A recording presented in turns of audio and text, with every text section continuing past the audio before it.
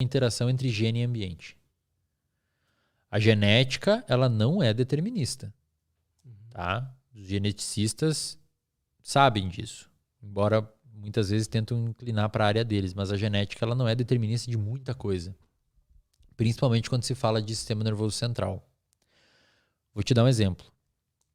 Existe uma doença chamada de fenilcetonúria. Sabe o que é fenilcetonúria? Não. Sabe o que é fenilcetonúria? Douglas, sabe o que é fenilcetonúria? Fenilcetonúria é uma doença que você nasce com defeito genético. É rara, bem rara essa doença. Mas você nasce com defeito genético que você não produz uma enzima que degrada um aminoácido chamado fenilalanina. Fenilalanina tem em qualquer proteína. Você comeu carne, ovos, frango, tem fenilalanina. Quem nasce com esse defeito genético não pode comer proteína, porque se acumular fenilalanina, você desenvolve retardo mental. Ela é tóxica para o corpo. Caralho. Olha que louco. Quando você faz o teste do pezinho que você nasce, a galera faz esse teste para você se você tem esse defeito genético ou não. Se você nasce com esse defeito genético, ele só vai ser um problema se você comer proteína. Se você não exagerar na proteína, não vai ser um problema. Ou seja, um defeito genético vai determinar se você vai ter problema mental ou não? Não Depende. né? Depende do ambiente. Quer saber um outro defeito genético? Intolerância à lactose. Tem gente que nasce sem o gene que produz a enzima que degrada o açúcar do leite. Você vai ter um problema? Se você não tomar leite, vai ser um defeito genético irrelevante. Entendi. Assim é para todo transtorno psiquiátrico. Só que depressão tem pelo menos 44, até hoje que se mapeou, 44 genes que interagem de forma significativa na depressão. Então é um monte de coisa que se soma. Por exemplo, tem pessoas que nascem com polimorfismo, uma alteração genética, no gene que produz... Vamos lá. A pessoa nasce com uma alteração genética no gene que produz a enzima chamada de monoamina oxidase A. A MAOA, a sigla dessa enzima. Essa enzima degrada dopamina, noradrenalina e serotonina. Então, quando você aumenta dopamina, noradrenalina e serotonina, essa enzima vai lá e corta esses neurotransmissores, diminuindo eles. Tem gente que nasce com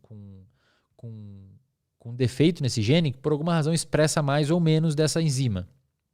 Por muito tempo, Lutz, chamavam esse polimorfismo genético de o polimorfismo do guerreiro. Por quê? Porque se achavam que pessoas que tinham esse polimorfismo genético ficavam mais agressivas. E, de fato, pessoas que nascem com esse polimorfismo genético, algumas ficam bem agressivas. Inclusive, desenvolvem transtornos de personalidade, como o transtorno de personalidade antissocial, que a gente chama de psicopatia. O psicopata, o nome técnico para o psicopata, é transtorno de personalidade antissocial. E muitos deles têm esse polimorfismo. Aí se achava que quem nasce assim desenvolve isso.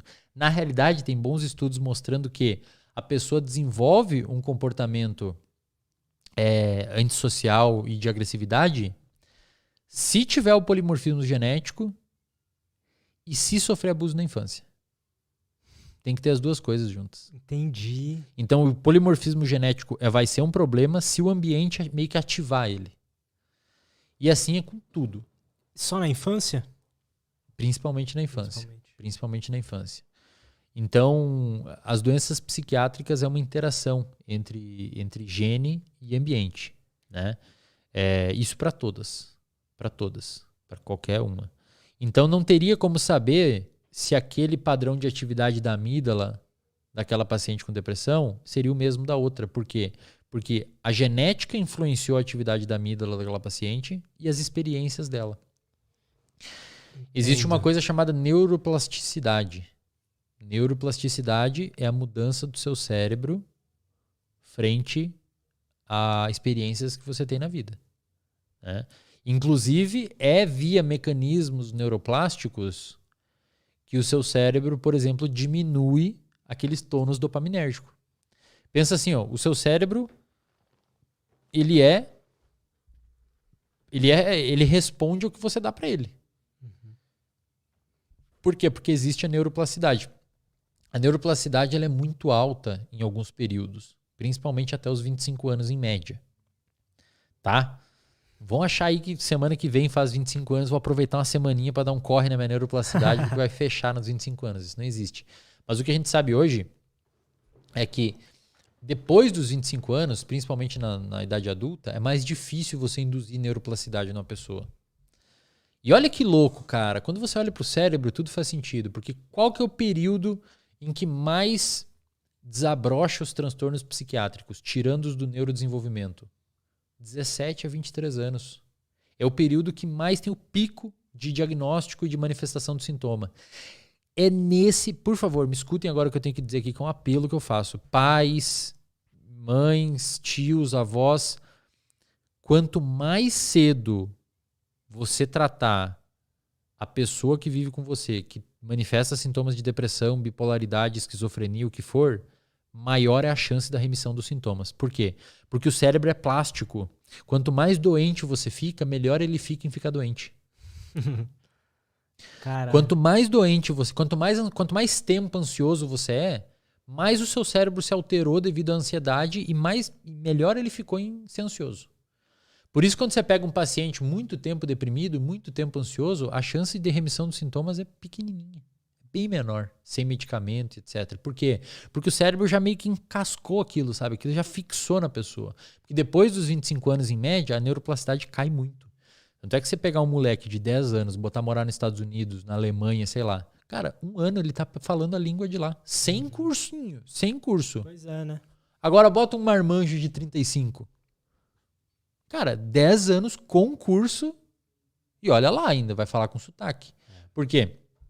Depois dos 25 anos, em média, as mulheres um pouquinho mais cedo, o cérebro ele meio que concreta. Ele fecha, digamos assim. Ele termina de amadurecer o córtex pré-frontal, que é a última região do cérebro a amadurecer, e é mais difícil você induzir mudança na circuitaria. Mas tem uma coisa que pode ser feita que parece que aumenta a neuroplasticidade. Foco. Tem um grupo do professor chamado Merzenich, que publicou vários artigos na Science, Journal of Neuroscience, bons jornais científicos.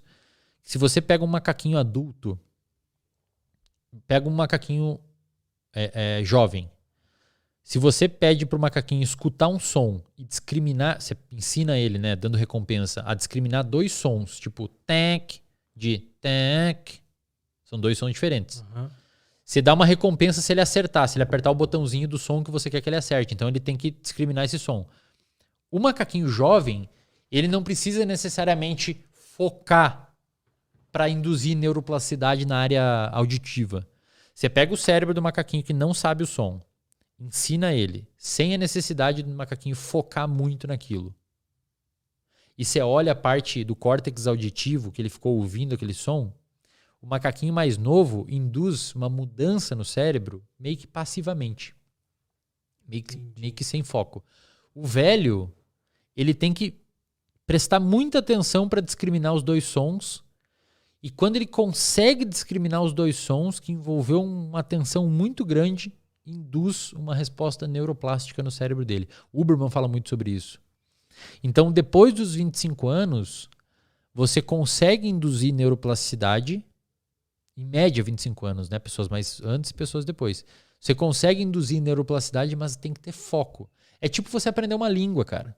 Se você vai aprender uma língua com 27, 30 anos, você tem que focar muito naquela língua para aprender. Você não vai aprender de forma passiva igual uma criança. Entendi. Você tem que focar, tipo, essa palavra significa isso significa isso significa... Aí vai acontecer uma mudança estrutural do seu cérebro. E detalhe, essa mudança estrutural do seu cérebro, ela acontece devido à liberação de um neurotransmissor chamado acetilcolina e acontece principalmente no sono.